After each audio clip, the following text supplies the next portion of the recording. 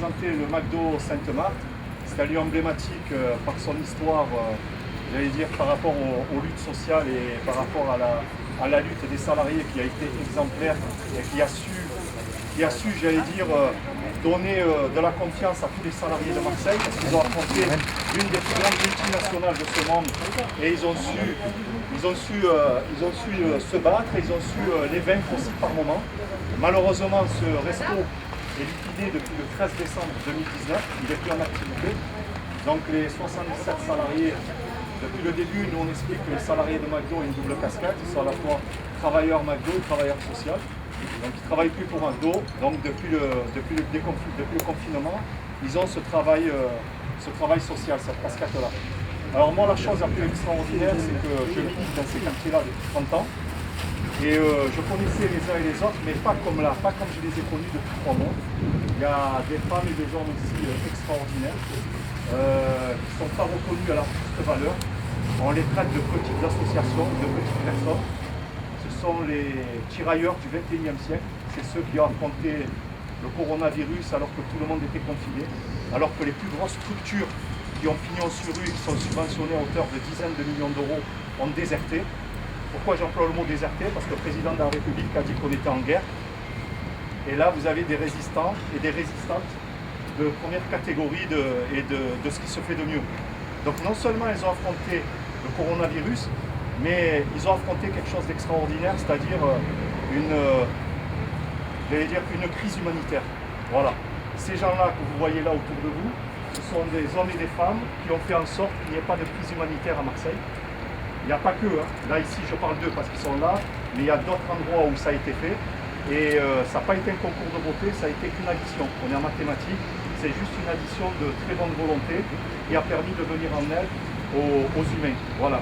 Et moi ce qui me renforce ici, c'est qu'à travers Kamel, à travers Charlotte, à travers les multitudes de structures qu'il y a là, on est en train de construire le monde de demain. Pourquoi je vous dis ça? Parce qu'on a des représentants de la police nationale qui sont là, on a des marins-pompiers, on a des cadets, on a l'ordre de Malte, héritier des Templiers, pour ceux qui connaissent l'histoire. Donc c'est quelque chose d'extraordinaire. On a le collectif des infirmières, on a Cette Santé ici qui a mis en place depuis 1 mois et demi la détection du Covid-19. Ils n'ont pas attendu des instructions gouvernementales, ils sont en avance sur eux. Donc ce que je vais faire, c'est que je vais vous les présenter. Ils vont venir, vous allez donner votre nom, prénom et votre association. Et s'il vous plaît, on fait court. On est nombreux. Oui, et pardon. Et les étudiants. Alors nous avons les étudiants, le syndicat l'UNEF, mais nous avons aussi les étudiants, le collectif des étudiants étrangers qui se trouvent à Marseille et à Aix-en-Provence. À Aix-en-Provence, il y en a un qui est très bien, que j'ai connu, qui s'appelle Mohamed Chergui, et un ici à Marseille aussi, qui s'appelle Yacine, qui est très très bien. Voilà, ils ont une problématique qui nous rejoint par rapport au loyer. Donc on va commencer honneur à la jeunesse. On a aussi un représentant de l'ordre de Malte, qui est là aussi, quand aussi il y a des blessés, et aussi principalement pour les déplaisants, pour les personnes les plus vulnérables qui ne peuvent pas se déplacer, les personnes âgées. Donc voilà, on a un véhicule qui nous est mis à disposition et du personnel à disposition, et on remercie l'ordre de Malte pour ça. Et je remercie aussi mes jeunes qui sont volontaires et qui lâchent pas. Et voilà, merci à tout le monde. On est encore dedans, donc on n'est pas encore sorti du truc, donc on est encore dans le mou, mais je pense que je me dis que j'espère que ça va mieux, ça ira mieux. C'est vrai qu'au début pendant le confinement c'était un peu plus dur, là on sent un petit peu que c'est redescendu, mais c'est pas totalement. Comme on est encore dedans, c'est pas totalement redescendu. Ils sont trop timides pour dire une chose, c'est qu'avec eux on a créé le Uber solidaire. C'est-à-dire vous avez des fonctionnaires de police, des marins-pompiers qui prennent leur véhicule, qui payent leur essence. Ils ont une liste de personnes qui sont en urgence absolue dans Marseille et en dehors de Marseille. Et ils font ça tous les jours pour une vingtaine de polices. Ça, il faut le dire. Parce que, franchement, c'est ce qui est le plus extraordinaire.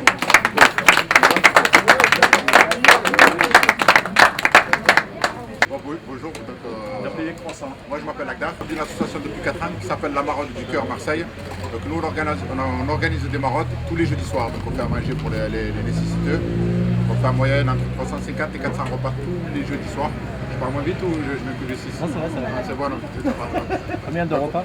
350 et 400 tous les jeudis soirs depuis des années, été comme hiver, non-stop. Même quand il pleut, on est là-bas, on fait ça, on a des actions humanitaires. L'été, on fait des actions d'eau parce qu'on peut mourir de soif et pas de faim. Donc on essaye d'appuyer aussi en été un peu plus les bouteilles d'eau, on fait des tournées. Pareil, en moyenne entre 200 et 300 bouteilles d'eau. Comment moi je me suis retrouvé ici? Il est arrivé le confinement, il est arrivé le virus.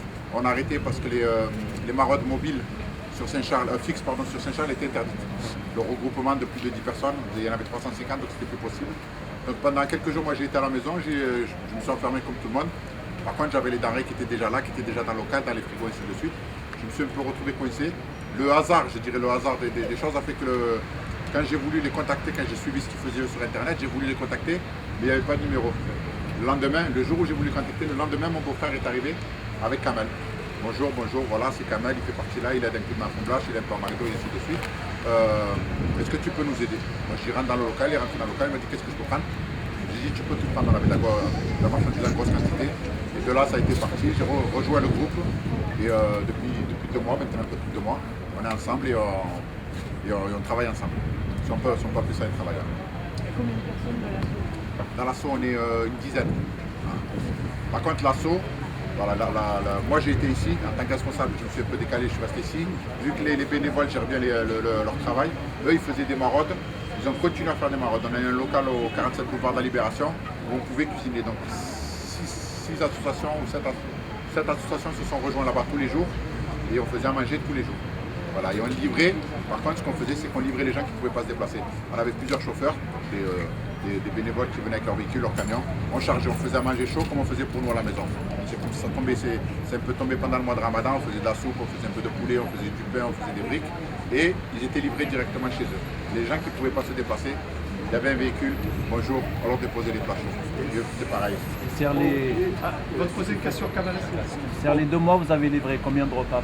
Oui, énormément. Il faut compter qu'en moyenne, on était à, parce qu'on n'était pas la seule association vers là-bas, on était en moyenne entre 1000 et 1500 repas, nous, un autre groupe à nous, par jour. Donc je vous laisse faire le calcul dans la semaine et dans le mois. Et aujourd'hui, vous avez repris en point fixe ou... Repris en fixe, la marque, comment ça se passe aujourd'hui quoi? Au jour d'aujourd'hui, pour l'instant, on ne fait rien. Là, on lance nos projets humanitaires pour plus tard quand le confinement va s'arrêter. Et comment tu fais là? Oui, moi je suis avec vous. Voilà, je parle de l'association. Et comment vous avez réussi à financer les 1500 repas par jour? C'est des fois on se pose des questions. Voilà. Nous on est croyants, on est musulmans, on ne va pas rentrer dans les religions, mais à chaque fois qu'il n'y avait plus rien, ça arrivait derrière. On a eu des donateurs, on a eu des dons. Ça a été un mois en fait, les gens je pense qui ont été très touchés par le virus. Les gens ont ouvert un peu plus les yeux, ont senti la misère, ont vu la misère aussi, parce que la misère maintenant elle est là, elle est installée. Si on ne cède pas là, c'est qu'on n'a rien compris. On a compris. Voilà, on a eu des gens qui sont venus, qui se sont déplacés dans des situations mais catastrophiques. Des gens qui avaient une vie, qui vivaient correctement et qui sont arrivés ici avec un pleur, avec rien, avec des enfants qui ne mangeaient pas. Ça a été très compliqué, mais les dons ont été là, les gens ont été généreux. Ouais, il y a eu les foyers on a fait les foyers de migrants, on a fait le foyer de femmes isolées, on a fait les personnes âgées qui sont dans je dirais pas des maisons de retraite, c'est plus des orphelinats pour personnes âgées. Alors on a fait les facs, voilà, on est allé un peu, on est allé là où on a pu aller. Voilà. On est bon? Merci. J'aimerais vous présenter aussi Enda, qui est responsable. On va se présenter. Donc Enda, tout le monde commence à la connaître. On l'a connue depuis longtemps. Donc je t'en prie Enda. Alors je suis Enda Douafia, je fais partie d'un collectif infirmier de Marseille. On a créé ce collectif il y a 8 semaines de ça, enfin 10 semaines de ça, juste au tout début du confinement. On a permis à nos infirmières libérales d'aller sur le terrain parce que nous sommes des infirmières à domicile et qu'on a été abandonnés par l'État, par le système, les politiques et les ARS.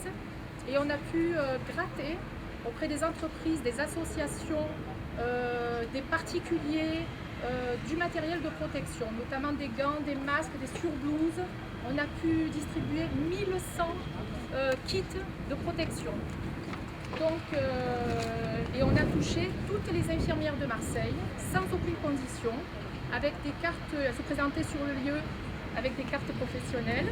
Myriam était là lors d'une première distribution. Et maintenant, on a commencé à distribuer du matériel et en contrepartie, les infirmières nous ramenaient des denrées alimentaires. Les denrées alimentaires, on les ramenait ici, à la banque alimentaire.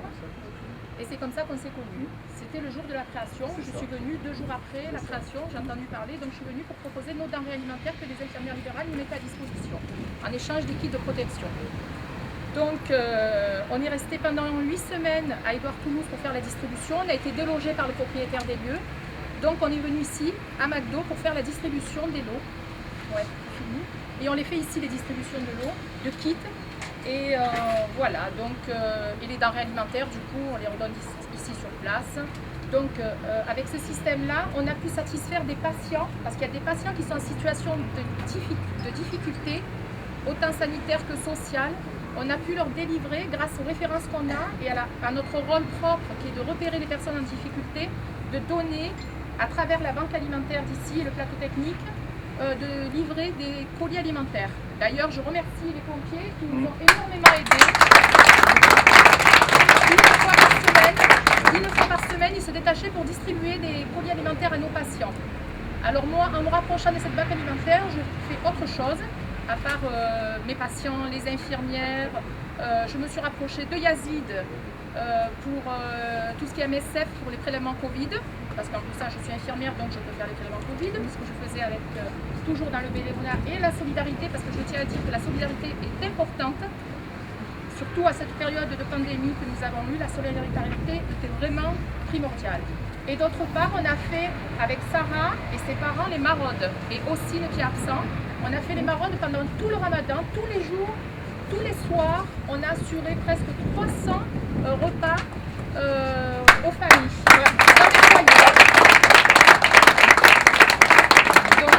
dans le foyer, des personnes aussi en difficulté, parce qu'il y a beaucoup de chipani qu'on a ignoré, qu'on a oublié. Et malheureusement, ils sont en situation de détresse alimentaire, même s'ils ont leur petite pension, mais il faut dire que les personnes âgées comme ça, leur pension, ils sont obligés d'en mettre un petit peu de côté pour leur famille, il leur reste très peu pour eux. Donc du coup, on les a aidés, ils nous en ont, franchement, ils nous ont bien remerciés, on était vraiment contents de les satisfaire. C'est un accomplissement personnel et voilà, donc on a l'intention de continuer quand même avec l'accord du collectif et on va continuer à le faire à raison de 2 fois par semaine, si on peut le faire, si on peut continuer. Voilà. Voilà. Alors, non. Je me suis. Non. Ah oui, j'ai oublié. Vas-y. J'ai oublié un truc et je m'occupe aussi des écoles qui sont notamment de Bellevue, des convalescents, où il y a aussi des parents qui sont en situation de difficulté parce que les petits ne mangent plus à la cantine, qu'ils ont pour les 3 repas de la journée. Donc du coup, les parents qui ne travaillent plus au black, pour ceux qui étaient en situation irrégulière, qui travaillaient au black, donc qui étaient vraiment en détresse sociale. On a répondu à leur détresse, ils m'ont contacté à moi personnellement parce que sachant qu'on faisait partie du collectif d'infirmiers et du coup on a pu satisfaire des écoles, 3 écoles sur Marseille, dont notamment Bellevue, on leur distribue combien 40 pour Bellevue, une autre 30 et les convalescents, et l'école des convalescents 30 aussi. Voilà. Merci à vous. Merci à toi. Merci. Voilà. Alors, Pour les écoles, c'est des repas. Pour les écoles, non, c'est pas des repas, ce sont des colis alimentaires. D'accord. Voilà, des colis alimentaires. Alors, il faut que je vous présente la personne sans qui tous ne seraient pas articulés aussi bien que ça. Non. C'est Charlotte Joie, elle est d'association Ouf. Voilà. Elle nous a quitté quelques jours, on a souffert. Voilà, donc elle revient. Donc, voilà. Donc, Bravo. Allez, vas-y.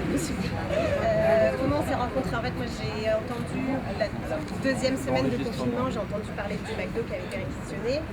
Moi je fais partie d'une asso à Ouf, on commençait à avoir afflué des demandes de couches, de lait, de colis alimentaires, de jeux. J'ai appelé vendredi 13 qui m'a dépanné un camion entier de nourriture que j'ai chargé dans mon kangou et j'ai atterri ici. Je les ai mis dans les frigos, j'ai rencontré Kamel et je lui ai dit écoute, si tu veux, je crois que je suis pas trop mauvaise pour organiser des trucs et je peux vous filer un coup de main. Et à partir du lendemain, j'ai pas décroché jusqu'à il y a 4 jours. J'étais là tous les jours. Voilà, j'ai apporté juste mes compétences. Pour le coup, je connaissais pas du tout les quartiers nord et du coup, c'est grâce à Salim et Kamel que j'ai été adoptée ici. Et j'ai découvert vraiment une super belle famille, ça a été vraiment des belles rencontres. Et voilà, j'ai rien de plus à dire à part merci à tout le monde. Et je pense que ouais, on a vraiment créé un chouette réseau, je pense des amitiés aussi, une nouvelle manière de travailler. On a appris en faisant, en fait, on n'avait aucune idée de ce qu'on faisait il y a cette semaine, on a étalé des pâtes par terre et on s'est dit comment on fait. Et on n'a pas passé non plus 50 ans à réfléchir, on a fait quoi. On a fait ensemble et je pense que c'est aussi ça la réussite. Et il faut qu'on continue comme ça, je veux dire dans les semaines et les années à venir, à juste faire ensemble quoi. Ouais. Comment vous dites qu'on continue aujourd'hui des confinements, mais qu'est-ce qui se passe? Ça n'a rien solutionné?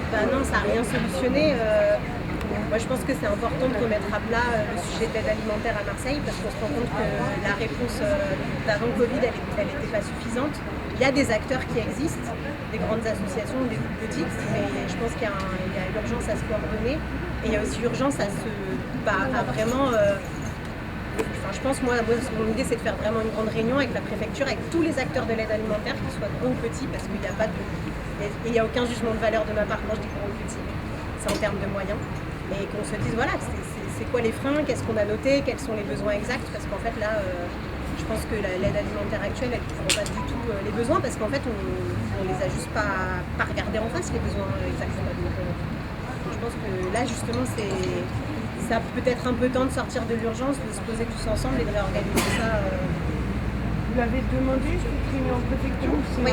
Non, c'est demandé, mais je préfère que ce soit les associations, les résistantes et les résistants qui soient là. Donc, merci Charlotte.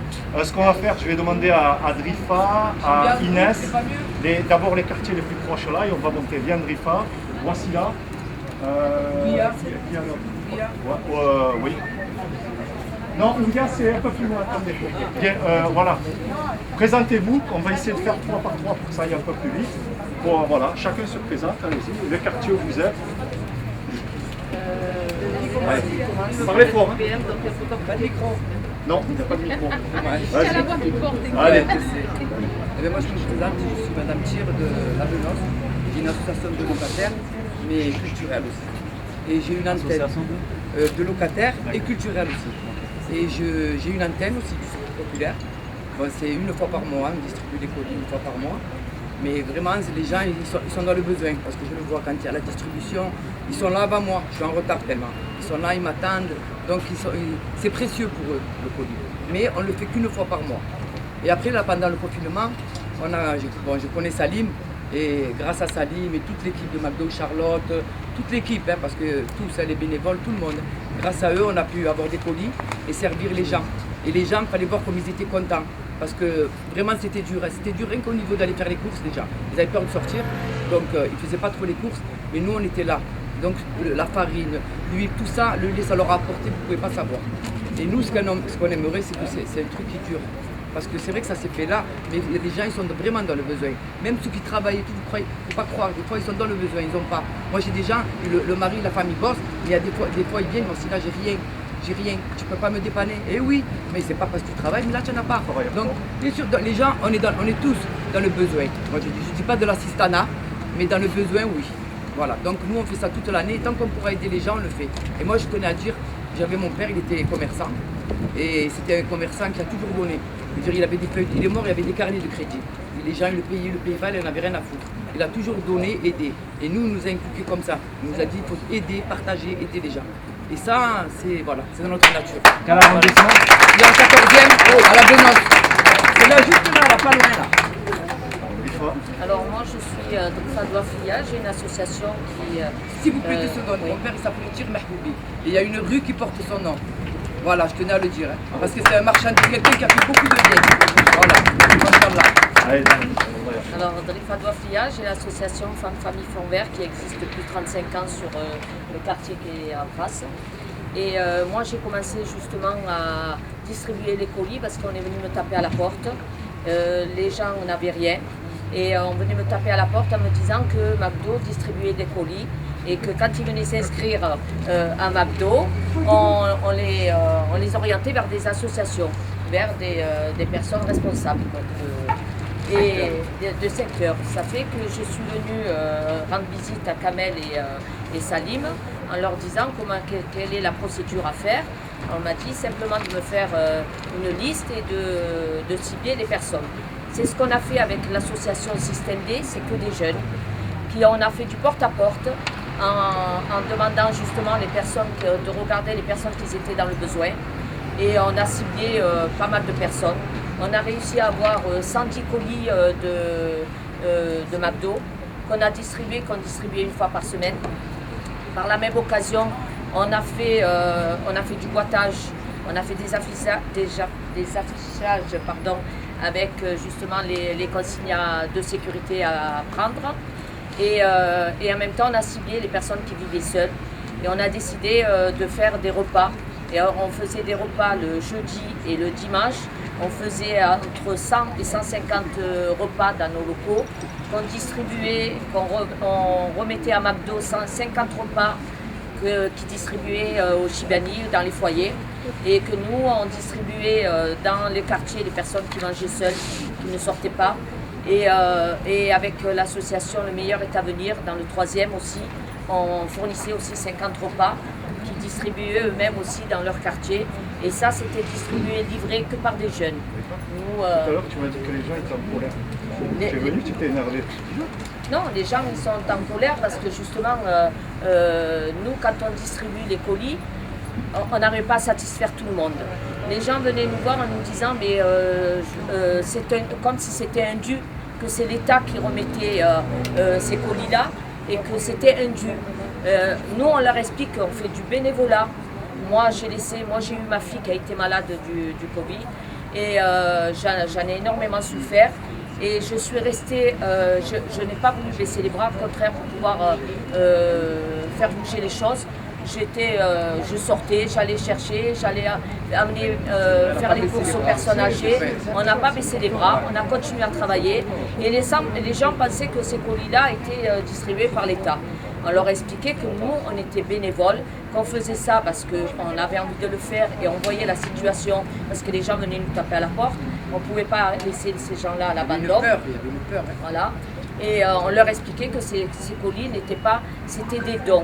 Parce que même nous, quand on faisait les maraudes, le jeudi et le dimanche, voire des fois on rajoutait un jour dans la semaine, c'était des dons. C'était les gens qui nous amenaient, on faisait en fonction de ce qu'on nous donnait. Et on faisait des repas en fonction de ce qu'on avait. McDo aussi nous aidait beaucoup. McDo, on a fait une pub dans voilà. Non, mais McDo, nous on dit McDo, mais c'est la plateforme. Voilà. Voilà. C'est toute l'équipe. Voilà. Et sincèrement, on remercie toute l'équipe qui sont là. Nous aussi, on a beaucoup travaillé aussi avec les infirmières. Voilà, on a été partout. Allez, voilà. Merci. Merci à toute l'équipe. Vas-y, Inès. Alors moi c'est l'association APE Busserine, donc c'est une association de parents d'élèves. Et donc du coup moi c'est les parents qui m'ont alerté. Donc j'ai eu des appels des parents qui me disaient oui Inès comment on fait, on a un souci, les services sociaux tout était fermé, donc voilà, ils avaient en fait toutes les structures en fait étaient fermées. Donc du coup il y avait Zoubida Megheni et Karima Berich qui m'ont appelé. Et donc ils m'ont dit voilà il va avoir une plateforme au McDo, donc du coup il y aura des colis alimentaires à distribuer. Donc du coup moi je suis venue ici avec toutes les associations comme l'association AGC, l'association NGIA, après il y avait comment ça s'appelle, Kamel, Salim, Lagdar, Charlotte. On s'est tous unis en fait, toutes les associations se sont unies dans les quartiers nord. On s'est donné la main et on n'a pas eu peur de la maladie du Covid-19, donc on s'est retroussé les manches et voilà. On a peur, mais on a pris des précautions. Les habitants ils ont eu besoin de nous et ils nous ont trouvés, donc nous on va continuer, on sera toujours là, donc voilà, il y aura un après et cet après-là, on sera nous toujours là et tous les acteurs associatifs vont être solidaires à partir d'aujourd'hui, on se donnera la main, quoi qu'il arrive, donc on est là, voilà. On n'a pas eu peur de la maladie, on était sur le terrain, on sera toujours sur le terrain. Voilà. Justement, elle parlait des associations, entre nous les associations, on a été très solidaires. Oui. Parce que moi aussi, il y a eu Wassila qui m'a appelé en me disant voilà où tu peux obtenir telle ou telle chose. Et oui, quand on entendait l'information, elle venait, mais elle partait aussi. Féminin sacré. Et Nabila, voilà. Nabila, c'est vrai qu'on a été très très solidaires. Si l'une elle avait besoin de quelque chose, l'autre on essayait de s'entraider. Vous, c'est toi aussi. Merci les filles. Les bénévoles, Karima. il faut les charger, il faut le faire tout ça. Il faut plein de mains. Non, et présentez-vous les filles. Allez Fatima. On s'écoute s'il vous plaît. L'association Grand Cœur, donc l'AGC. Donc à la base, je suis dans les séjours, il n'y a pas de famille, et j'ai jamais fait de colis de ma vie. Voilà, c'est-à-dire que je ne savais pas c'était quoi le monde des colis. Bon, je connaissais la pauvreté de l'extérieur, mais depuis que je suis entrée dans le milieu associatif, j'ai vu vraiment la pauvreté des citoyens français. Voilà, tout simplement. Donc ensuite, il y a eu cette vague épidémique du Covid-19. Moi, j'étais un peu malade 2 semaines, et ensuite, j'ai eu l'association Dia qui m'a parlé d'une plateforme à McDo pour m'impliquer un peu dans le milieu des colis, parce qu'on a eu des demandes, il y a des personnes, il y a trop de pauvreté. Donc j'ai commencé à entrer, j'ai vu qu'on a connu Salim, j'ai connu un peu tout le monde, j'ai travaillé aussi avec des infirmières qui sont dans le 15 et 16e arrondissement.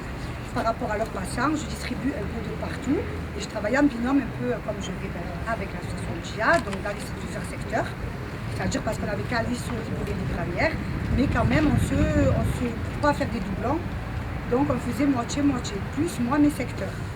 Moi, ce que je voulais juste dire, la pauvreté existe toute l'année. Elle n'existe pas que 2 mois. Il y a 365 jours dans une année. Voilà, moi je ne veux pas qu'on baisse les bras, je répète, je reviens comme elle a dit Trifa. Et honnêtement, si on n'a pas eu cette solidarité associative, je répète, le MAC, la plateforme, je parle de Salim, de Kamel, de l'Agdar, de toutes les associations après Serine, Dia, toutes réunies, on ne serait jamais arrivé à ce qu'on a fait maintenant. J'aimerais vraiment que ça continue, voilà, parce que je veux vraiment, parce que la pauvreté, on ne juge pas les personnes. On peut voir des personnes venir à Audi, mais on ne sait pas leur vie, on ne connaît pas leur vie. Peut-être qu'ils ont des crédits, peut-être qu'ils ont des enfants, ils n'ont pas à manger, on n'est pas là pour juger. Donc nous on donne, mais le problème, c'est qu'on n'a pas assez de moyens. Parce que si on aurait assez les moyens, on ferait plus et on donnerait plus que ce qu'on fait actuellement. Voilà. Moi, je suis l'association Dia. Comment on est arrivé ici? C'est parce qu'on est répertorié à la banque alimentaire et pendant cette période de crise-là, la banque alimentaire a continué à faire payer aux associations qui étaient répertoriées avec eux depuis des années. Ce qui nous a mis en colère, l'association Dia, on est dans le 15e, au Bourredi, Cadiste, on s'occupe un peu de la Soudite, qui est une autre association de Alpha sur la solidarité, la Granière, Notre-Dame, les Fabrettes. En fait, ce qui s'est passé, c'est qu'on s'est retrouvés un peu dans la merde, excusez-moi du terme, parce que tout simplement, nous, les associations qu'on a toujours travaillé avec à la banque alimentaire, continuent à nous faire payer, et toutes les nouvelles associations arrivistes ne payaient pas, le gouvernement payait pour eux. Donc, on s'est retrouvés à distribuer des denrées qu'on payait, qui ont été facturées, qu'on leur distribuait gratuitement, mais on ne pouvait pas continuer comme ça parce qu'on fonctionne sans subvention et on arrive à fonctionner. Mais le problème à l'heure actuelle, c'était qu'on ne pouvait pas servir tout le monde. On est venu, on a entendu parler de cette plateforme du McDo, j'explique bien, c'est la plateforme du McDo et c'est non le McDonald's, c'est avec les bénévoles, où on a pu venir, j'ai rencontré Kamel, et Kamel qui nous a ouvert la porte. Et de ce jour-là, on n'a pas arrêté, tous les jours on était là. On a élargi nos actions qu'on faisait, c'était les colis alimentaires à la base. Et après on s'est mis avec, comme elle a pu dire, Enda, avec les infirmières, avec Oussine, avec l'amicale des locataires, avec Drifa, même si on ne se voyait pas, qu'on travaillait quand même ensemble parce qu'elle cuisinait pour amener ici, avec Louisa, avec plusieurs personnes. Il y a eu une chaîne de solidarité humaine qui s'est mise en place, où on a pu faire des maraudes dans plusieurs foyers, de partout en fait. Même chez les personnes qui vivaient dans la rue, quand on passait, qu'on les voyait, les familles syriennes et tout ce qui s'en suivait, on leur distribuait. Et là, ce qu'on attend en fait, c'est pour la suite, c'est que ça continue. Parce qu'à l'heure actuelle, il n'y a eu personne sur le terrain si ce n'était pas les associations et les citoyens bénévoles. personne n'était sur le terrain, c'était nous qu'on était sur le terrain. Donc on demande un peu de considération et d'aide humaine. On ne demande pas des sous ou quoi que ce soit, mais on demande de l'aide humaine. Ça veut dire quand il nous faut des denrées alimentaires, qui viennent nous rapporter les denrées alimentaires. Quand il nous faut un local, il va nous falloir des autres locaux, qui nous donnent un local, qu'on puisse continuer nos actions parce qu'on a aidé tout Marseille. Parce qu'il faut savoir que dans le 8-9, dans le 10-11, où c'est des quartiers un peu bobos, il y a eu quand même des foyers, il y a eu quand même des personnes qui avaient besoin de manger. Et ça, on ne le savait pas et on s'en est rendu compte pendant la période du Covid. Vous pouvez nous faire un peu ce bilan des 2 mois de votre action? Alors nous, ce qu'on faisait, c'est qu'on a commencé par les colis alimentaires et on s'est rapproché de nos adhérents qui étaient dans l'association et d'autres personnes. Pardon? À peu près combien de colis vous avez distribué? Avec l'association AGC, on s'est mis en partenariat. On avait 350 colis par semaine. Et c'était pas suffisant. Et c'était pas suffisant. On avait 350 colis qu'on livrait à domicile. Et on voit à l'heure actuelle que sur le terrain, ça ne suffit pas. Il y a du manque. Ça suffit. Il y a du manque. En repas, on partait à 400 repas par soir, tous les soirs, du lundi au lundi. Moi, je dis juste le dernier mot.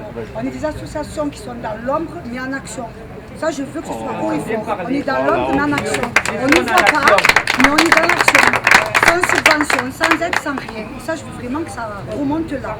Voilà. Vas-y, Nabila, présentez-toi. Bonjour, je me présente Nabila.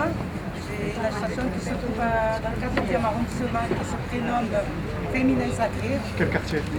La cité SNCF. Et bon, les colis, je connais déjà parce que toute l'année, je fais la distribution des colis, mais comme le secours populaire est fermé, donc je suis arrivée au McDo avec l'invitation de Salim et Kamel. Je suis venue pour les aider et en même temps préparer les colis pour mes adhérents. Et que je distribuais pratiquement tous les jours. Je faisais en 3 coupures, je faisais ça parce que je n'ai pas de local. C'est un problème. Je stockais dans ma fourgonnette et je passais une journée, même des fois 2 jours à distribuer les colis, faire le porte-à-porte et j'avais 3 cités à distribuer les colis, surtout aux personnes âgées.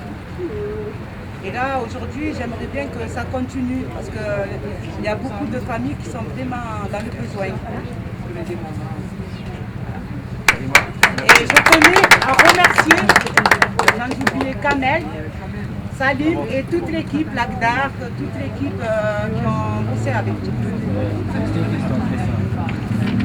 Vous avez cité la cité SNCF. Combien il y a de locataires? On va dire dans les 400, mais bon. Comment vous avez fait pour sélectionner des nécessités? Je prenais une personne avec moi et on distribuait. Non, comment vous avez sélectionné les nécessités? Je savais à qui donner, aux personnes qui étaient vraiment dans le besoin, parce que je connaissais, c'est mes adhérents.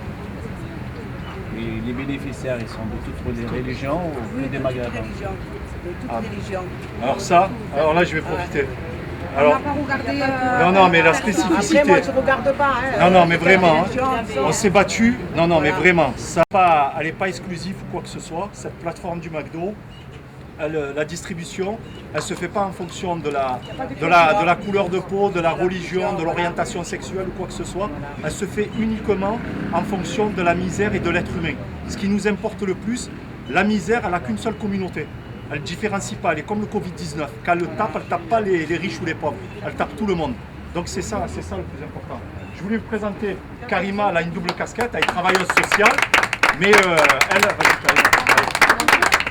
Karima Djelat, référente sociale à l'association Rebondir 13 dans le 15e à Marseille, en fait qui fait de Bougainville au boulevard Odo.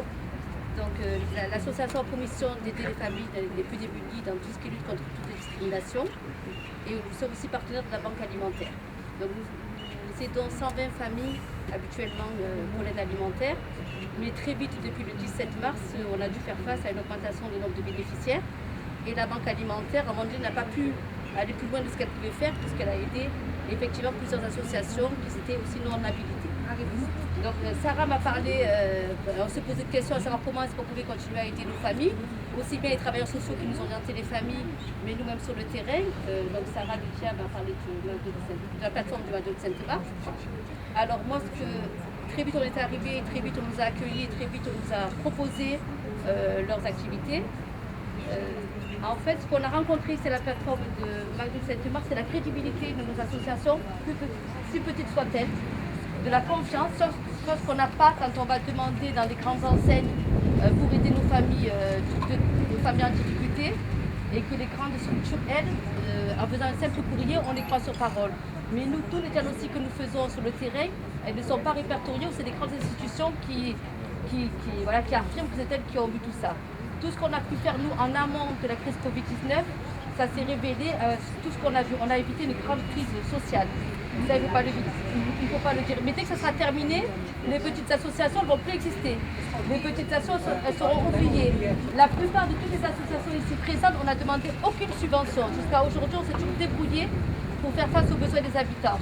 Mais aujourd'hui, on a la participation solidaire de la banque alimentaire qu'il faut qu'on règle. On a nos loyers, la chance que les associations qui ont des locaux.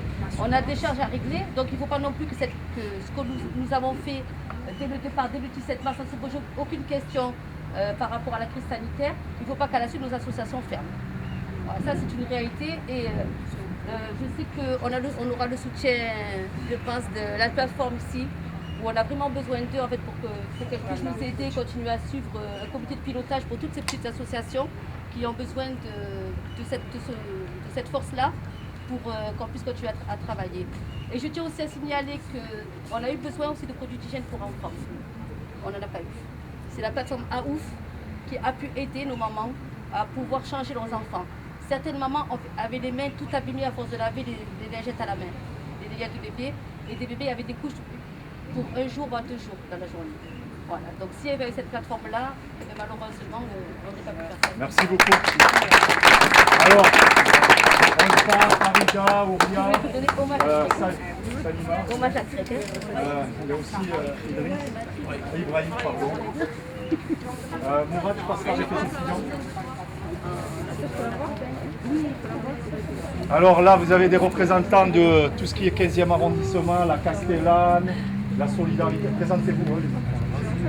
Alors bonjour, président de l'association Sabile, située à la cité La Castellane dans le 16e. Voilà, donc aujourd'hui l'association Sabile, elle œuvre dans la cité La Castellane et en dehors de la cité La Castellane.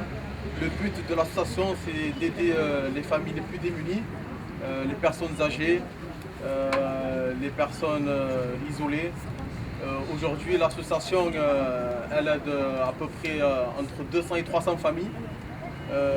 Il n'y a pas de différence entre les familles. L'association, elle travaille toute la semaine, même le samedi et le dimanche. On fait aussi les maraudes. L'association, elle fait des maraudes une fois dans la semaine.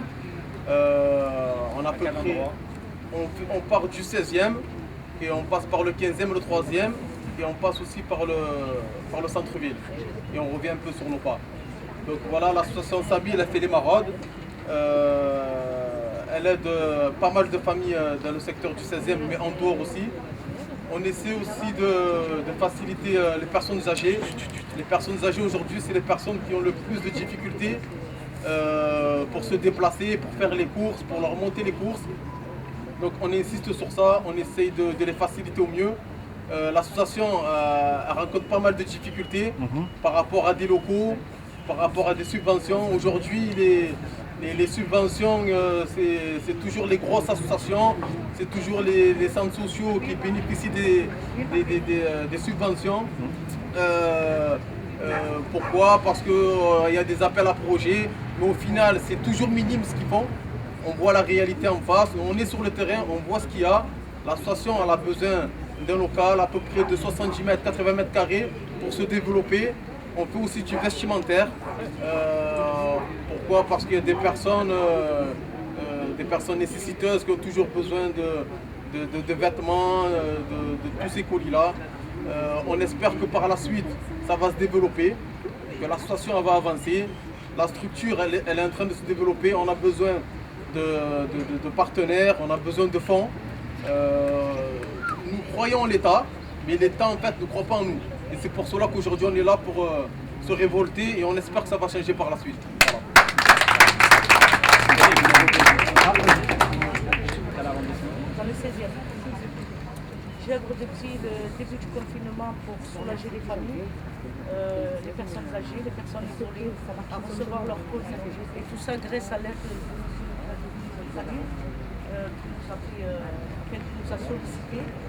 J'ai aussi les colis alimentaires, un soutien des colis alimentaires par les commerçants pour aider aussi les familles. Nous avons reçu aussi des repas Sodexo pour soulager les familles qui ont les enfants à la maison.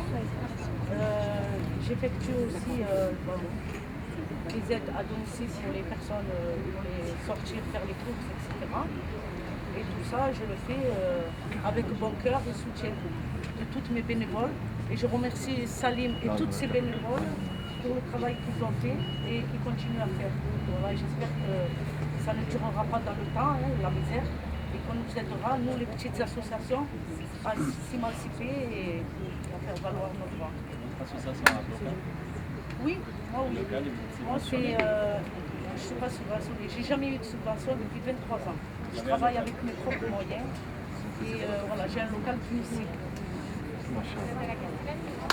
Oui. Merci Auréa, François. Saïma, vas-y.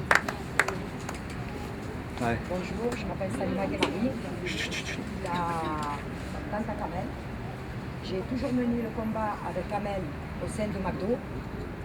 Je l'ai toujours soutenu, je suis très fière de lui. Pour moi, c'est une fierté et un honneur.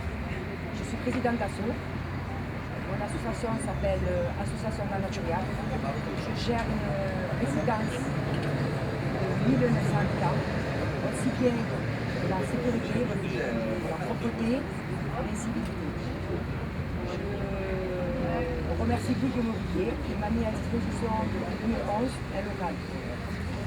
Donc je fais des réunions une fois par mois avec les bailleurs et les services. Il y a eu cette pandémie. J'ai mené une solidarité, je n'ai pas de subvention, j'ai personne qui m'a aidé. Le secours populaire s'est arrêté, donc tout s'est arrêté, c'était mauvais. J'ai eu une solidarité des dons qui me sont arrivés par des gens qui m'ont déposé des dons.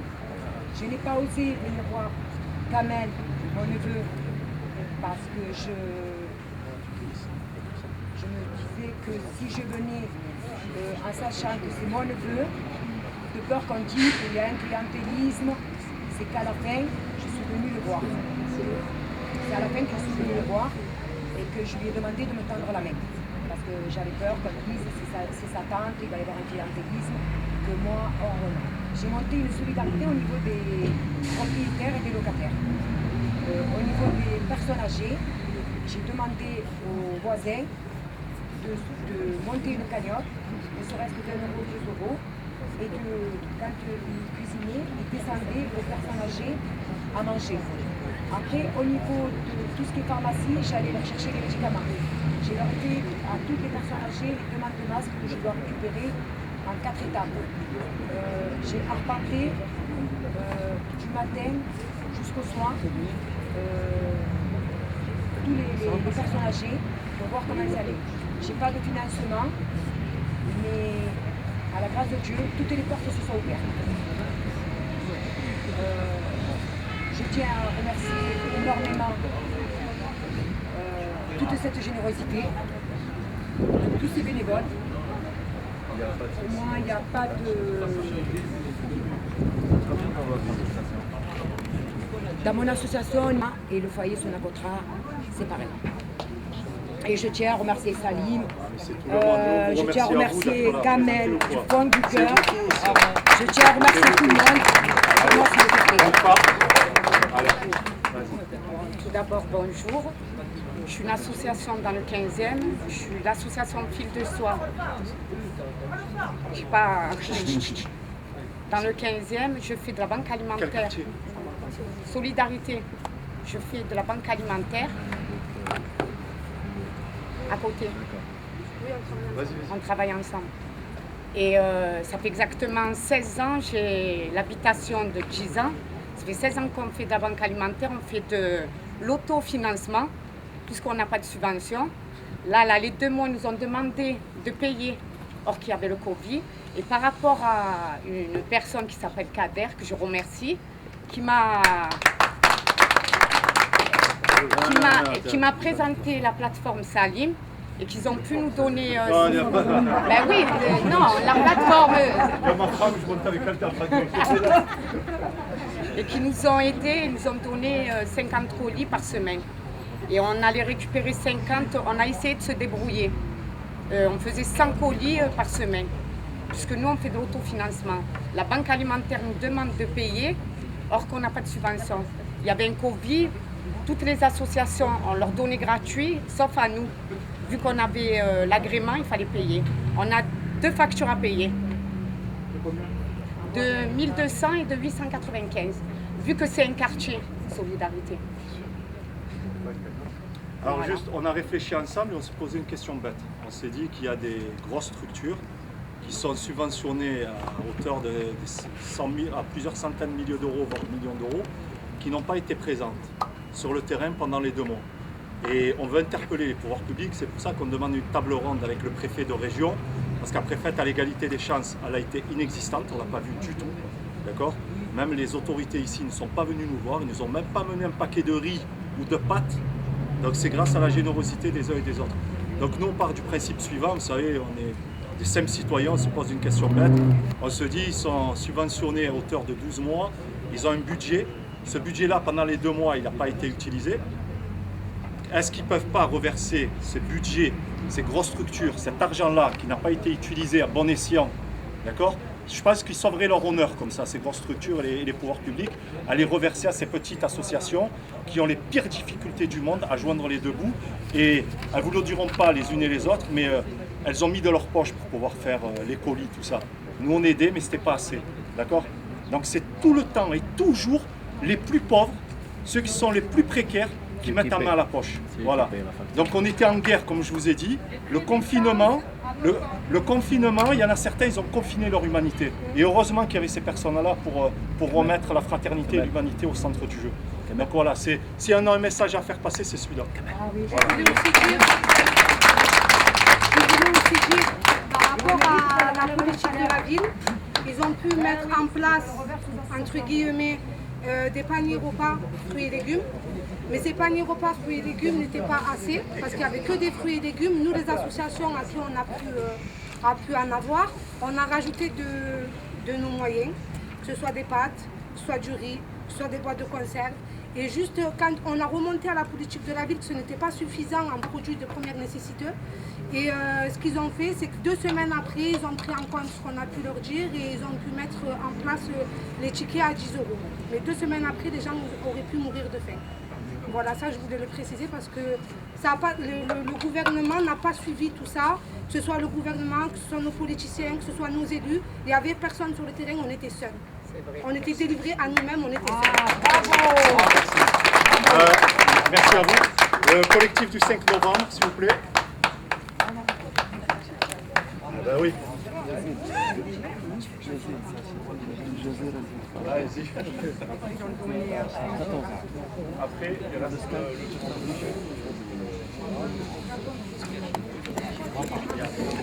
Bonjour, non, mais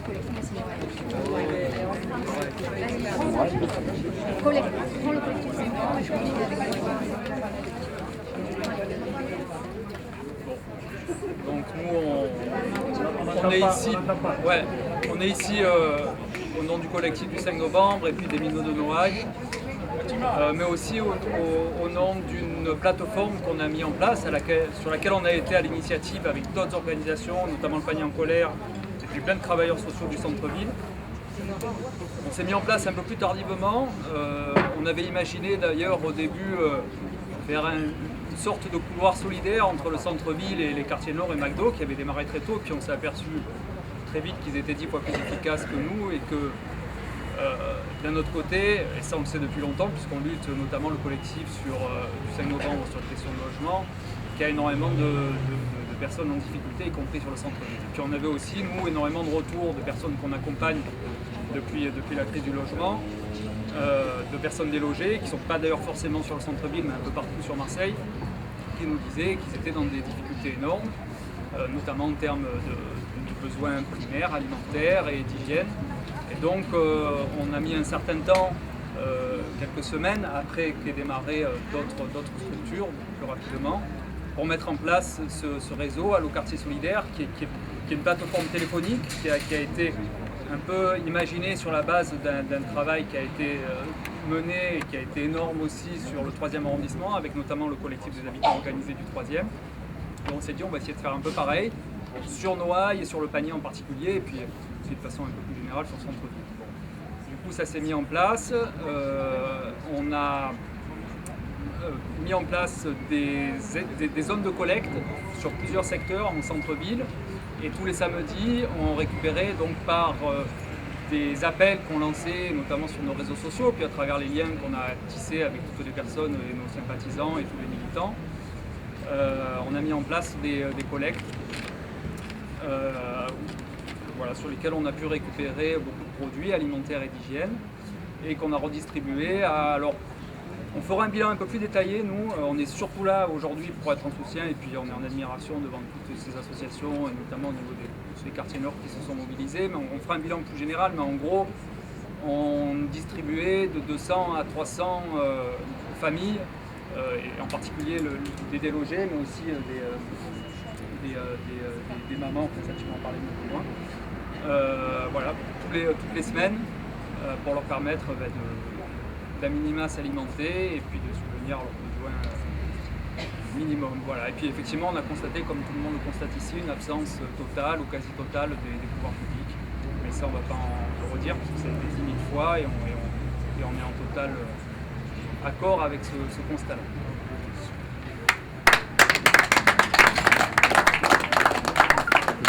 Donc moi c'est Asia, donc nous on avait créé il y a quelques années déjà, après l'APE de l'école Chabanon, un petit collectif de mamans qui s'appelle les Minots de Noailles, mais qui était en berne pendant on va dire 1 an et demi parce que c'était autour de la culture. Et là on l'a réactivé pendant le confinement. Alors à l'intérieur de ce collectif on est 4 mamans, donc 2 mamans qui ne sont plus à l'école Chabanon et 2 mamans qui sont encore à l'école Chabanon, donc 2 qui sont bénéficiaires des colis.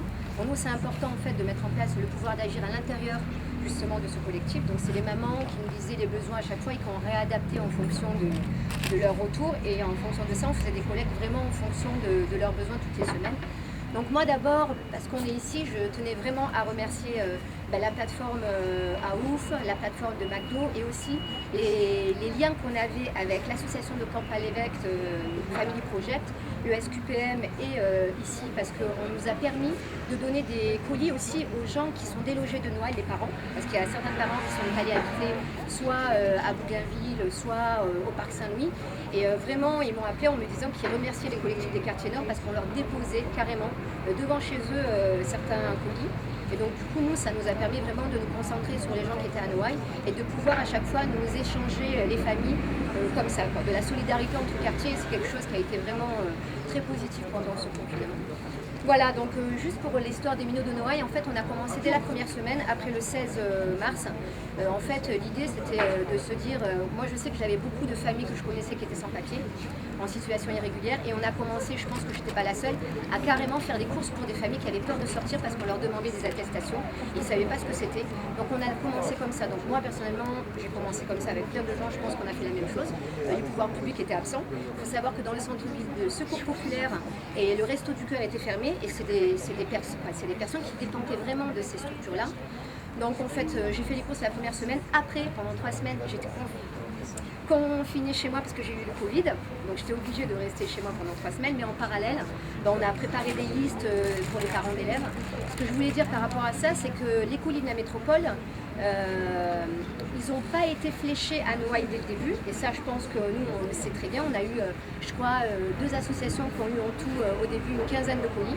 Et on est passé de 15 colis à 120 parce qu'on a fait une remontée auprès de la politique de la ville, métropole, côté politique de la ville, pas côté CD13, je tiens à le préciser quand même. Et on est passé d'une quinzaine de colis à 120 colis, mais fléchés pour les écoles. Parce qu'en fait, on n'aidait vraiment que les associations qui étaient financées par les politiques de la ville. Ah pardon. Non, parce qu'après on a les étudiants, ils doivent voilà, donc voilà, donc nous on remercie vraiment les quartiers nord, et voilà, on voulait juste dire que les Minots de Noailles, c'est un collectif de parents voilà, qui a pu avoir des colis. Nous, on suit 80 familles et avec le collectif du 5 novembre, on était soit à l'école du Cours Julien, soit au centre social du Cours Julien pendant toute cette période-là. Voilà, merci. Alors, on a nos étudiants là. Alors, Elias, allez-y. Du coup, moi je m'appelle Elias Bellach, je suis le trésorier de l'UNEF Aix-Marseille, le syndicat étudiant.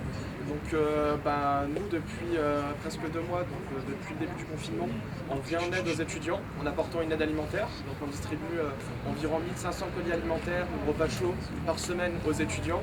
Parce qu'aujourd'hui, si selon Emmanuel Macron, on est en guerre contre le Covid-19, les étudiants, c'est de la chair à canon. C'est de la chair à canon parce qu'on les envoie bosser dans les hôpitaux sans rémunération.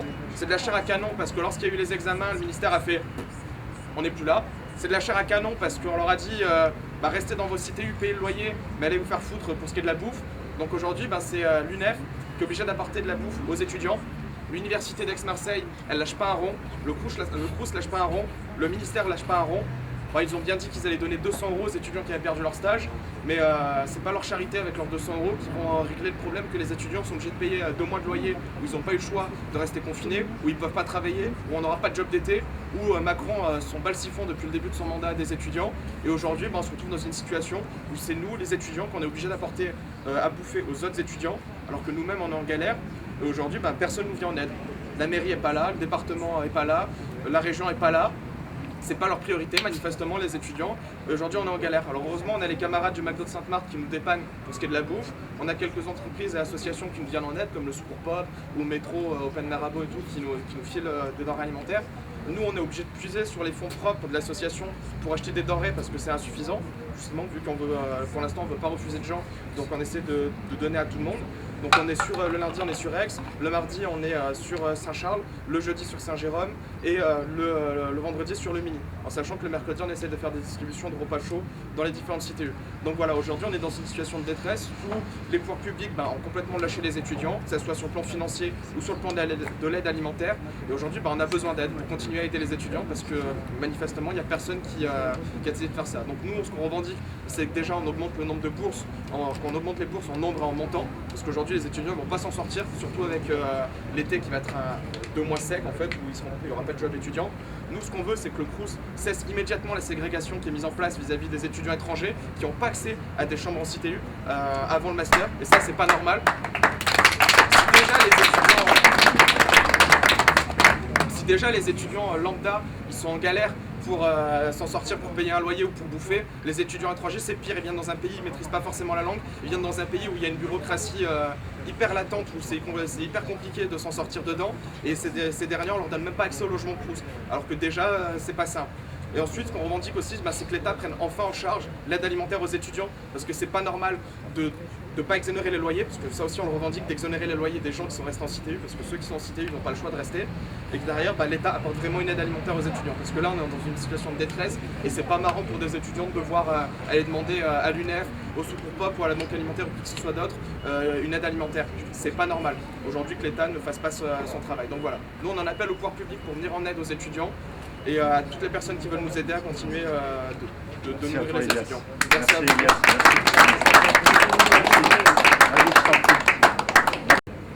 Et jusqu'au jour d'aujourd'hui, je m'aperçois d'une chose, c'est que plus ça va, plus rien ne va en fait.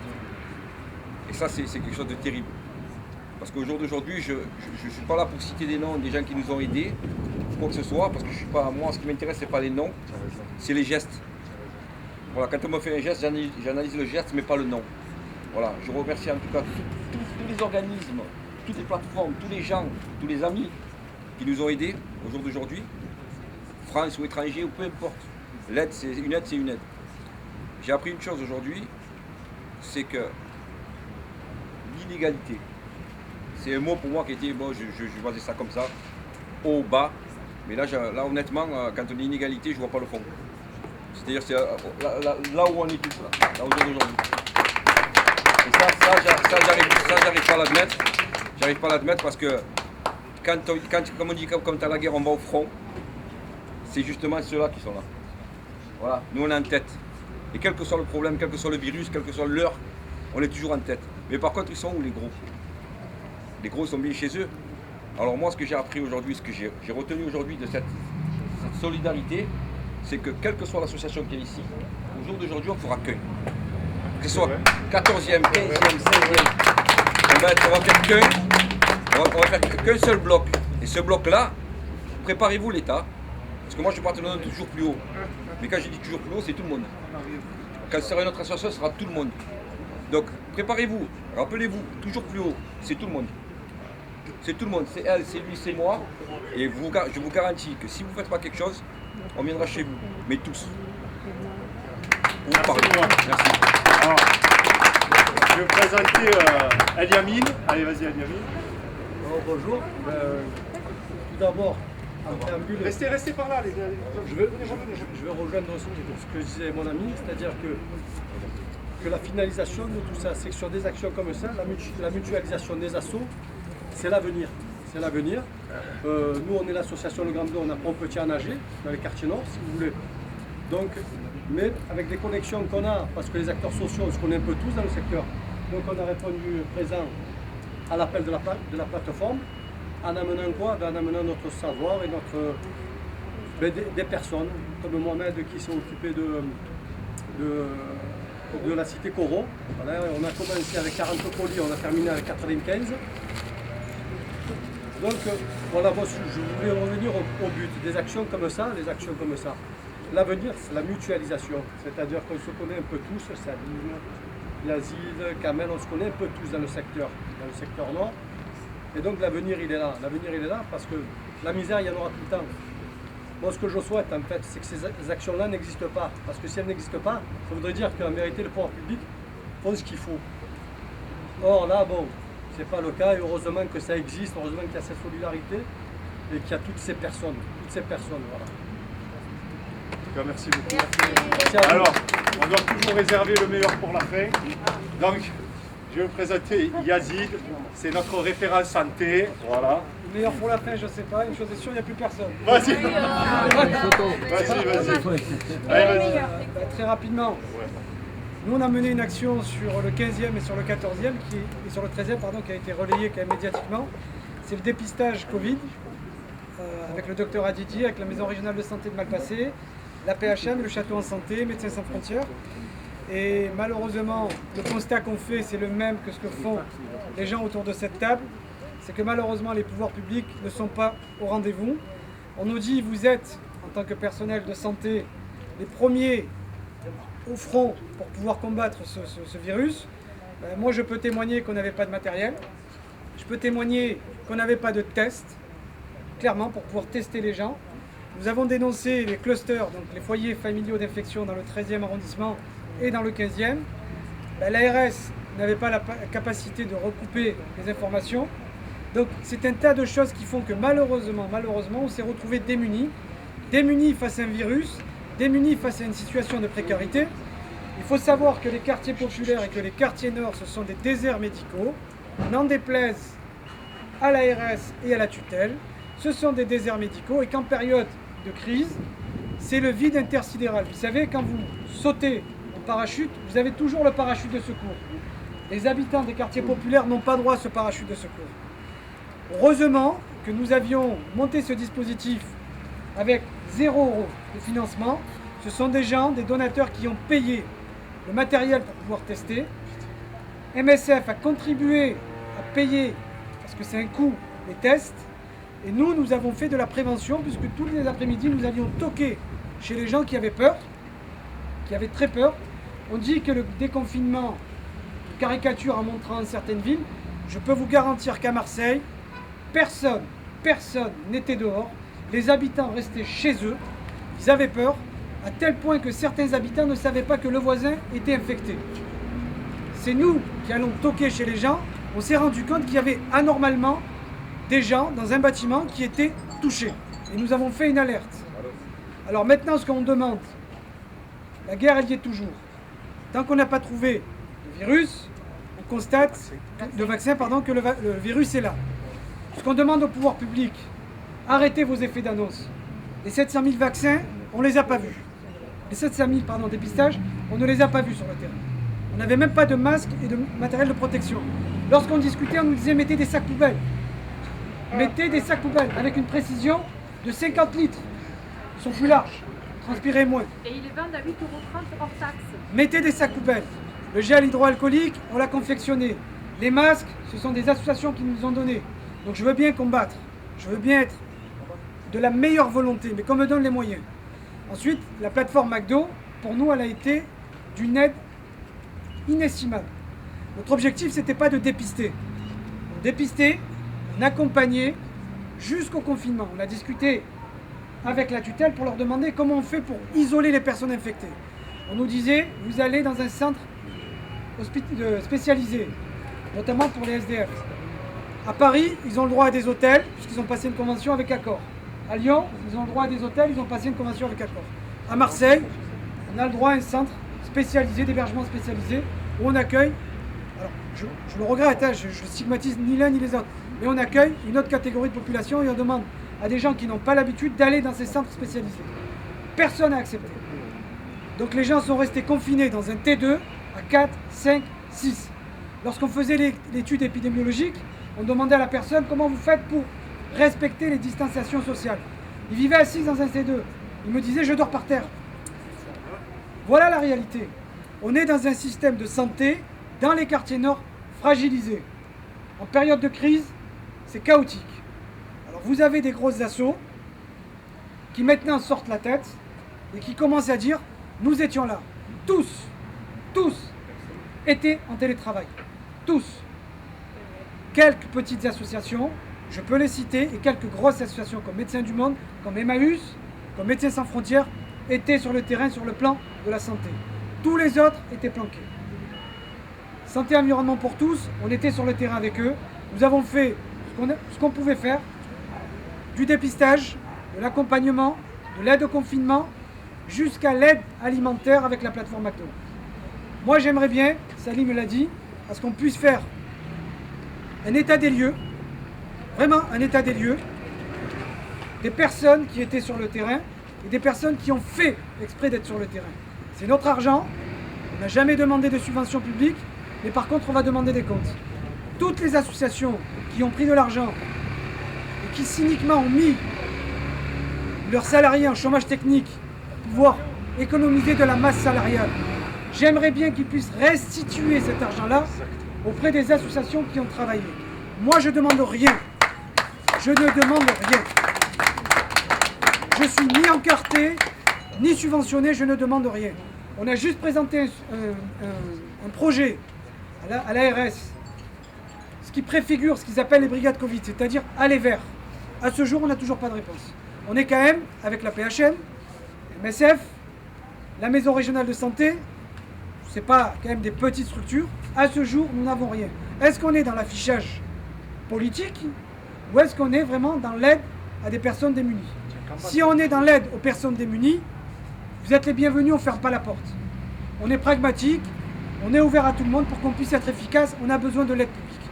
Si vous êtes dans l'aide, dans l'affichage, en disant que les quartiers populaires, finalement, allez, ça ne vote pas, ça ne nous intéresse pas, ils n'ont qu'à rester, on représente quand même 55% de la population. 70% des quartiers à Marseille, ce sont des quartiers populaires. Alors écoutez, considérez peut-être qu'on ne vote pas aujourd'hui, mais peut-être qu'on sera amené à voter demain. Ce sont des Marseillais à part entière, ce sont des gens qui contribuent à la richesse associative, sociale et économique de Marseille. Considérez-les à leur juste valeur. Ce sont des gens qui ont besoin d'une aide, qui ont besoin d'un soutien et qui ne demandent pas grand-chose. Alors quand je vois certaines associations qui maintenant commencent à reprendre du poil de la bête, commencent à ressortir depuis le 11 mai, ça me navre un peu, puisque nous on était, dès le 15 mars, dès l'annonce du confinement, on avait anticipé, relisez les coupures de presse pour certains qui ont été médiatisés, nous avons mis un dispositif, un service de télémédecine pour cette population-là. Dès le départ, nous n'avons pas attendu le confinement, nous avons anticipé, parce qu'on parle de la morbidité, donc du taux de mortalité des patients qui sont liés au Covid, on oublie tous les gens qui sont en ALD, qui n'ont pas pu aller se soigner parce que les médecins, pour certains, étaient en téléconsultation, tous les gens âgés qui n'ont pas la possibilité de verbaliser leurs mots, toutes les personnes handicapées, toutes les personnes étrangères, qu'est-ce qu'elles font? Celles-là n'ont pas le droit de citer, n'ont pas le droit d'être soignées. Nous, on a été vers eux, on n'a pas été aidés à notre juste valeur. J'espère, parce qu'on nous vend le monde d'après. On nous vend le monde d'après. J'espère que ce monde d'après se fera avec les combattants de la première heure. Et pas avec les planqués. Et pas avec les personnes qui n'étaient pas les résistants de la première heure. Donc, juste, la plateforme McDo, c'est une plateforme qui était présente. Vous avez des tas d'autres, vraiment, que ce soit dans les quartiers sud, dans les quartiers est ou en dehors de Marseille, qui étaient présents. Je demande juste, c'est pas de la délation, qu'on fasse l'état des lieux des personnes qui étaient sur le terrain. Et vous verrez que c'est souvent les plus précaires, les personnes qui n'ont jamais demandé de subvention, les personnes qui ne sont pas obèses et qui avancent le plus vite et qui sont vraiment efficaces. Ce sont des hussards de la République, ce sont des personnes qui étaient présentes dès le début. Alors, petite pensée aux femmes, elles sont plus nombreuses, plus nombreuses et plus efficaces. Concrètement, elles nous ont donné de la force et du courage. Spéciale dédicace à vous, vous étiez présents sur le terrain. On était là, malgré nous, avec vous. Mais encore une fois, s'il y a un message à faire passer, parce que on est vraiment dans une période inédite. Le seul McDo qui était ouvert pendant la période Covid au monde, c'était le McDo de Saint-Barthélemy. On est vraiment dans une période unique. Le seul McDo qui donnait de la nourriture bio, c'était ici. Et ce que je veux dire encore une fois, on est quand même dans un temps inédit. On est dans une conférence de presse, ce sont les habitants qui sont ici, les journalistes qui sont devant. Vous, journalistes, ce format-là, vous n'avez pas l'habitude. Clairement. Ce qu'on veut vous dire, c'est que, à travers vous, relayez cette information. Relayez que des gens, dès le début du confinement, se sont soulevés, ont été toqués pour voir si leurs voisins étaient présents ou pas. Et ce ne sont pas certains qui étaient planqués, qui ont fait ce travail-là et qui ont empoché de l'argent pour faire ce travail-là. Et qu'on a vu pendant des semaines avant les élections. Donc ce sont ces gens-là qui étaient là. Mon propos n'est pas un propos politicard, mais un propos de citoyen engagé. Et je ne veux pas qu'il soit déformé, tout comme je ne veux pas que les propos des 45 associations qui étaient présentes soient déformés. On n'est pas là à stigmatiser les personnes qui étaient planquées. On veut juste que ce qui s'est passé ici, que ce qui s'est passé pendant la période du confinement ne se reproduise plus et qu'on apprenne de nos erreurs. Que ce qui s'est passé, qu'on anticipe. Le Covid n'a pas été balayé d'un revers de main. J'espère pas, je souhaite pas, mais malheureusement, tant qu'on n'a pas trouvé de vaccin, ce qui s'est passé peut se reproduire dans les prochains mois. Qu'on apprenne de nos erreurs, que l'État, que la mairie, que la métropole, que les grosses associations, honte à vous, qui avez délesté une partie salariale. Il y en a un qui m'a dit j'ai comblé mon trou grâce au chômage technique. L'économie de la misère n'a que trop duré. L'économie de la misère n'a que trop duré. Si les personnes qui sont dans l'économie sociale et solidaire veulent avoir de l'efficacité qui le prouve, nous sommes ici, nous sommes sur le terrain. Vous avez un quartier qui a été éventré par la L2. Tous les gens, vous n'avez qu'à faire le tour. Tous les gens qui sont dans ce quartier ont été abandonnés à leur triste sort. Des asthmatiques, des petits qui sont asthmatiques, des parents, dont mon père, qui ont 83 ans et qui respirent mal, qui a travaillé toute sa vie à avoir une meilleure retraite. Tous ces gens-là, vous attendent au tournant. Et moi, en tant que fils de résistant, parce que mon père était un résistant, je vous attends au tournant. Et on n'est pas désespéré. Vraiment, on n'est pas désespéré. On est encore plus endiablé, comme dirait Saline, plus enragé contre ces personnes-là qui se présentent politiques, qui vous font les plus beaux sourires durant cette période. Et qui désertent. On vous attend au tournant. Un peu de douceur dans ce moment. Non, parce que ça, je vous le dis, sans une personne qui est là, qui se tait depuis tout à l'heure, qui filme, qui dit rien, tout ce que vous voyez là ne pourrait pas avoir lieu. Donc je vous demande d'applaudir Kamel Guémari de venir. Il est cette personne. Non. Lève le masque, on veut te voir. Lève le masque. On veut te voir. Il est cette personne qui arrive à adoucir les nerveux, qui arrive à énerver celui qui est doux, d'accord? Et il arrive à mettre l'émetteur, comme il dit si bien, l'émetteur et le récepteur au même niveau.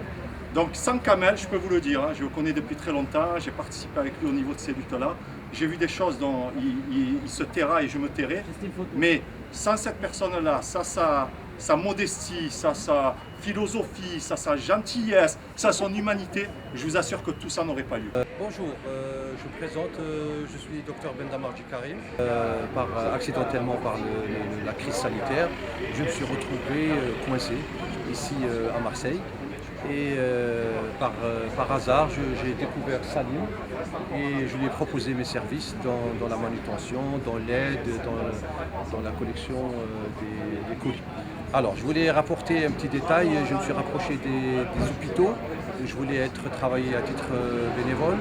Je suis médecin urgentiste. Ça fait 30 ans que je pratique les urgences à domicile. Ils ont tous vu mon CV et m'ont tous promis, il n'y avait personne qui m'a jamais appelé. Ça m'a un petit peu chagriné. Mais le destin a été tout autre. Aider les gens dans un autre domaine, dans l'aide alimentaire. Et ça a été une étape extraordinaire dans ma vie, quelque chose que je n'ai jamais vécu. Et grâce à Salim, Lakda et Kamel, ces gens-là sont d'une générosité incroyable. Donc ils sont gentils, ils m'ont adopté, ils m'ont pris sous leurs ailes. Et j'ai été aussi efficace dans le travail aussi avec eux, il ne faut pas l'oublier. Et actuellement, ils continuent leur combat. Ces gens-là, je les félicite parce qu'ils ne font pas ça dans un autre but. C'est parce que c'est de la générosité. Ils sont bons, c'est-à-dire aimer son prochain. Quand on voit quelqu'un dans la précarité, des gens qui sont sans papier, des gens qui n'ont pas pu travailler pendant le confinement parce qu'ils travaillent en noir et ils se sont retrouvés vraiment au bas de l'échelle. Ces gens-là, ils venaient ici, on leur donnait des couches, il y avait du lait pour les enfants. Quand on pouvait, donner des légumes, des yaourts et tout ce qui s'ensuit. Et on voyait la joie dans leurs yeux quand on leur donnait ce colis. On voyait qu'on aidait des gens qui étaient au bas du puits. En Algérie, disons que je me suis toujours occupé de mon travail. Comme je suis urgentiste, moi je travaille 7 sur 7, H24, je n'ai jamais le temps de m'occuper autre chose que mon travail. Disons que la médecine en Algérie, il y a encore beaucoup de choses à faire. Comme les gens ne peuvent pas, je travaille beaucoup avec les personnes âgées à domicile, ils ne peuvent pas se déplacer, donc je suis très souvent appelé à venir à domicile avec tous mes appareils, je fais de l'échographie, l'électrocardiogramme à domicile et tout ce qui s'ensuit.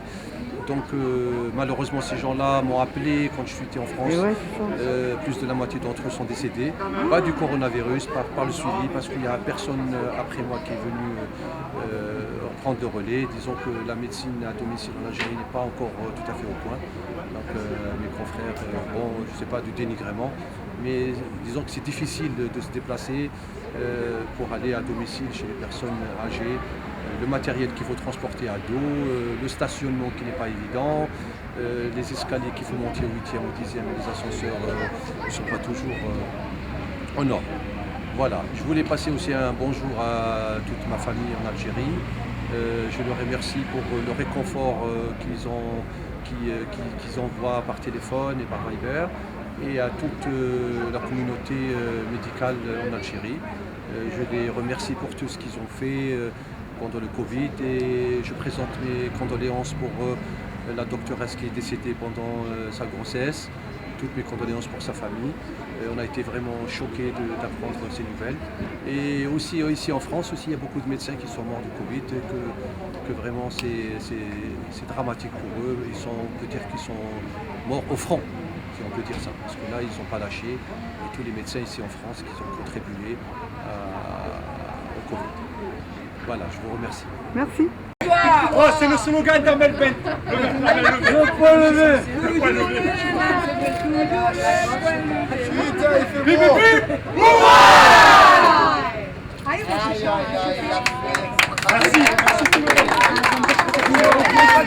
Merci. On a réussi à créer cette solidarité. Nous, la seule chose qu'on souhaite dans ce lieu-là, c'est un projet de vie. Un projet de vie, ça veut dire que plus personne ne sera oublié, plus personne ne sera négligé. Et il n'y a pas de petite lutte, il n'y a pas de petite structure, il n'y a pas de petite association. Nous sommes tous égaux. Merci à vous. C'est bien là, dans ton slogan, bien là. Ton slogan. Tu es resté plus de 18 ans chez McDo, Donc le slogan ici, 21 ans. Non, 21 ans. Le slogan ici, c'est venez comme vous êtes.